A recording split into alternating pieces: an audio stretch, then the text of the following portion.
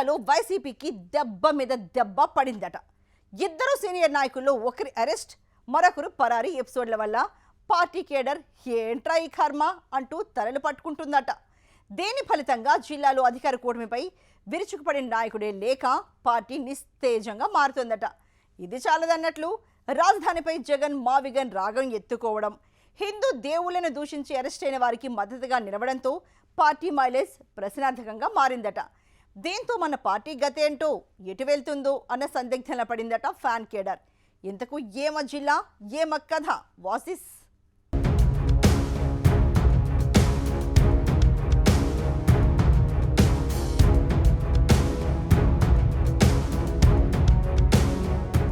సిక్కోలు జిల్లాలో వైఎస్ఆర్ కాంగ్రెస్ పార్టీ ప్రస్తుతం గడ్డు పరిస్థితులను ఎదుర్కొంటోంది.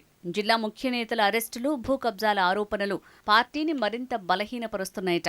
ఇలా వరుస ప్రతికూల పరిణామాలు క్యాడర్ని షాక్కి గురిచేస్తున్నాయట. కూటమి సర్కార్ను ప్రశ్నిస్తూ పార్టీ వాయిస్ని వినిపించే ఉన్న కొద్ది లీడర్లు కూడా రాజకీయంగా చిక్కులో పడటంతో జిల్లాలో వైసీపీకి పెద్ద దిక్కు లేకుండా పోయిందట. కొడుకు నిర్వాకం వల్ల సీదిరి అప్పలరాజు అరెస్ట్, భూ కబ్జా ఆరోపణల్లో మాజీ స్పీకర్ సీతారాం పరారీ, అలాగే దువ్వాడ శ్రీనివాస్ కేసుల వ్యవహారం క్యాడర్ను అయోమయానికి గురిచేస్తోందట.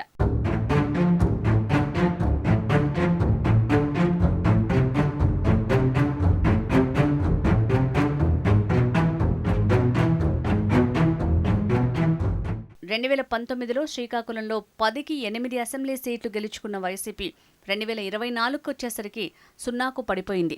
2019 ఎన్నికల్లో ఇక్కడ టీడీపీని కట్టడి చేసిన వైసీపీ 5 ఏళ్లు గడిచేసరికి చతికిలబడింది.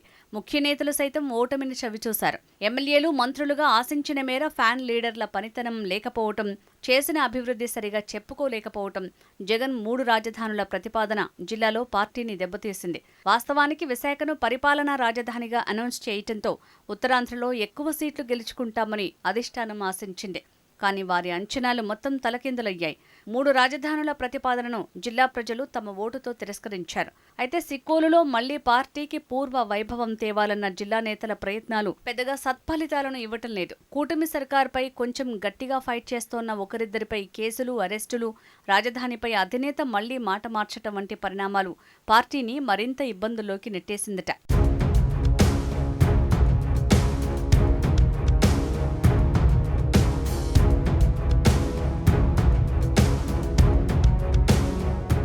రాజధాని అమరావతిపై వైఎస్ జగన్ లేవనెత్తిన మావిగన్ పల్లవి మొదలైన దగ్గర నుంచి శ్రీకాకుళం జిల్లాలో వైసీపీ శ్రేణుల్లో కలకలం మొదలైందట.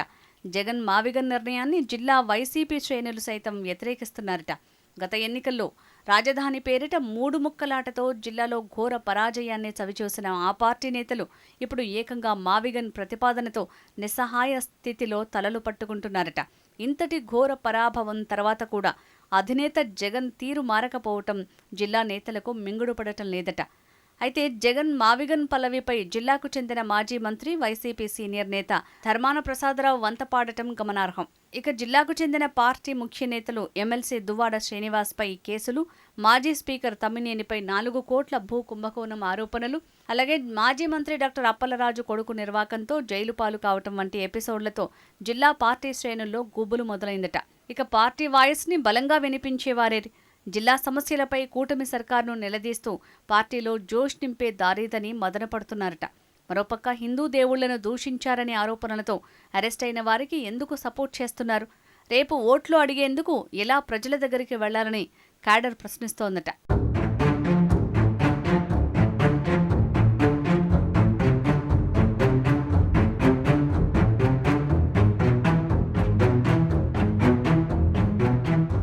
తమ్మినేనిపై భూ కబ్జా ఆరోపణలు పార్టీ పరువును అప్రతిష్ట పాలు చేసింది అంటున్నారు.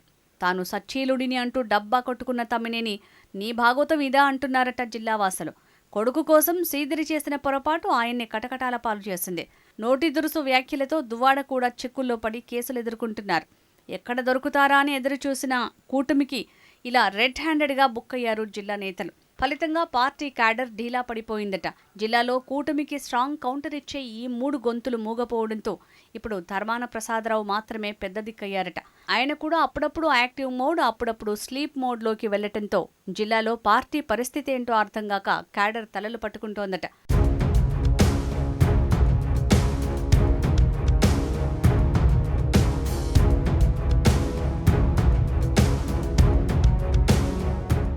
విశాఖ నుంచి జగన్ ఫోకస్ మావిగన్కు షిఫ్ట్ కావడంతో గ్రామీణ ప్రాంతాల్లో వైసీపీ పార్టీ క్యాడర్ని చూసి స్థానికులు ఎద్దేవా చేస్తున్నారట. అలాగే ప్రశ్న రామన్కు సపోర్ట్ చేయటం పట్ల కూడా కొన్ని వర్గాల నుంచి వ్యతిరేకతను ఎదుర్కొంటున్నారట. వీరికి సమాధానం చెప్పలేక నాయకులు క్యాడర్ సతమతమవుతున్నారట.